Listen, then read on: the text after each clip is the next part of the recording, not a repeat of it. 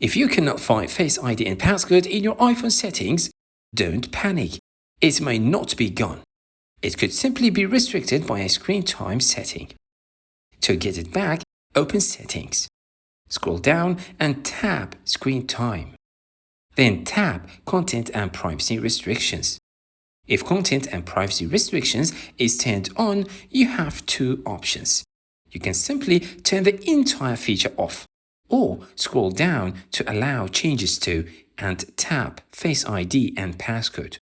If it's set to Don't Allow, change it to Allow. Your iPhone may ask you to enter your screen time passcode to make this change. Once you've changed it to Allow, go back to the main settings screen, and Face ID and Passcode should be visible again. But there is actually a reason you might want to keep this restriction enabled. If Face ID and Passcode changes are set to Don't Allow, someone who has access to your iPhone cannot change your passcode or Face ID settings without knowing your screen time passcode.